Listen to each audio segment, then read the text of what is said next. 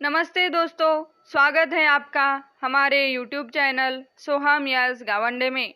चलिए सुनते हैं पूजनीय बापूजी के सत्य के प्रयोग अथवा आत्मकथा और हमारे जीवन को और भी सुंदर, सरल और सफल बनाने का प्रयास करते हैं।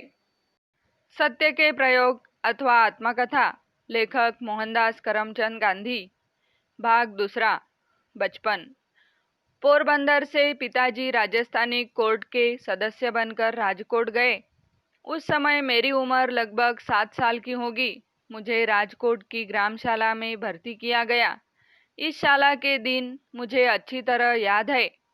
शिक्षकों के नाम धाम भी याद है। पोरबंदर की तरह यहाँ की पढ़ाई के बारे में भी जानने लायक कोई खास बात नहीं है।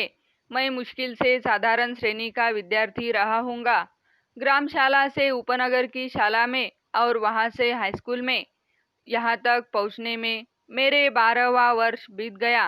मुझे याद नहीं पड़ता कि इस बीच मैंने किसी भी समय शिक्षकों को धोखा दिया हो, न तब तक किसी को मित्र बनाने का स्मरण है। मैं बहुत ही शर्मीला लड़का था। पाठशाला में अपने काम से ही काम रखता था। घंटी बजने के समय पहुंचता और पाठशाला के बंद होते ही घर भागता। भागना शब्द मैं जानबूझकर लिख रहा हूँ, क्योंकि किसी से बातें करना मुझे अच्छा न लगता था। साथ ही यह डर भी रहता था कि कोई मेरा मजाक उड़ाएगा तो। हाईस्कूल के पहले वर्ष की परीक्षा के समय की एक घटना उल्लेखनीय है। शिक्षा विभाग के इंस्पेक्टर जाइल्स विद्यालय की निरीक्षण करने आए थे। उन्होंने पहली कक्षा के विद्यार्थियों को अंग्रेजी के 5 शब्द लिखाए। उनमें एक शब्द केटल था। मैंने उसके हिज्जे गलत लिखे थे। शिक्षक ने अपने बूट की नोक मारकर मुझे सावधान किया, लेकिन मैं क्यों सावधान होने लगा, मुझे यह ख्याल ही नहीं हो सका कि शिक्षक मुझे पास वाले लड़के की पट्टी देखकर हिज्जे सुधार लेने को कहते हैं। मैंने यह माना था कि शिक्षक तो यह देख रहे हैं कि हम एक दूसरे की पट्टी में देखकर चोरी न करें। सब लड़कों के 5 शब्द सही निकले और अकेला मैं बेवकूफ़ ठहरा। शिक्षक ने मुझे मेरी बेवकूफ़ी बाद में समझाई, लेकिन मेरे मन पर कोई असर न हुआ। मैं दूसरे लड़कों की पट्टी में देखकर चोरी करना कभी सीख न सका। इतने पर भी शिक्षक के प्रति मेरा विनय कभी कम न हुआ। बड़ों के दोष न देखने का गुण मुझ में स्वभाव से ही था। बाद में इन शिक्षक के दूसरे दोष भी मुझे मालूम हुए थे, फिर भी उनके प्रति मेरा आदर तो बना ही रहा। मैं यह जानता था कि बड़ों की आज्ञा का पालन करना चाहिए। वे जो कहे सो करना, करे उसके काजी न बनना। इसी समय के 2 और प्रसंग मुझे हमेशा याद रहे हैं। साधारणतः पाठशाला की पुस्तकों को छोड़कर और कुछ पढ़ने का मुझे शौक नहीं था। सबक याद करना चाहिए, उलाहना सहा नहीं जाता। शिक्षकों को धोखा देना ठीक नहीं, इसलिए मैं पाठ याद करता था, लेकिन मन अलसा जाता। इससे अक्सर सबक कच्चा रह जाता।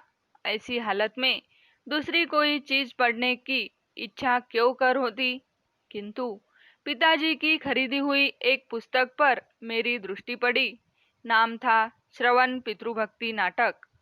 मेरी इच्छा उसे पढ़ने की हुई और मैं उसे बड़े चाव के साथ पढ़ गया। उन्हीं दिनों शीशे में चित्र दिखाने वाले भी घर घर आते थे।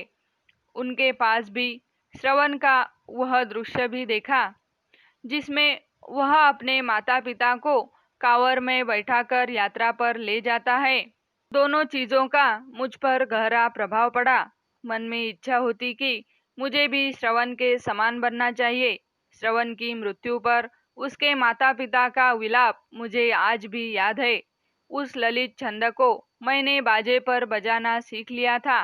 मुझे बाजा सीखने का शौक था और पिताजी ने एक बाजा दिला भी दिया था। इन्हीं दिनों कोई नाटक कंपनी आई थी और उसका नाटक देखने की इजाज़त मुझे मिली थी। हरिश्चंद्र का आख्यान था। उस नाटक को देखते हुए मैं थकता न था। उसे बार बार देखने की इच्छा होती, लेकिन यो बार बार जाने कौन देता, पर अपने मन में मैंने उस नाटक को सैकड़ों बार खेला होगा। मुझे हरिश्चंद्र के सपने आते, हरिश्चंद्र की तरह सत्यवादी सब क्यों नहीं होते, यह धुन बनी रहती। हरिश्चंद्र पर जैसी विपत्तियां पड़ी, वैसी विपत्तियों को भोगना और सत्य का पालन करना ही वास्तविक सत्य है। मैंने यह मान लिया था कि नाटक में जैसी लिखी है वैसी विपत्तियां हरिश्चंद्र पर पड़ी होगी। हरिश्चंद्र के दुख देखकर, उनका स्मरण करके मैं खूब रोया हूँ। आज मेरी बुद्धि समझती है कि हरिश्चंद्र कोई ऐतिहासिक व्यक्ति नहीं था, फिर भी मेरे विचार में हरिश्चंद्र और श्रवण आज भी जीवित है। मैं मानता हूँ कि आज भी उन नाटकों को पढ़ूं तो मेरी आंखों से आंसू बह निकलेंगे। यह प्रयास अच्छा लगे तो चैनल को सब्सक्राइब, लाइक और शेयर करें। धन्यवाद।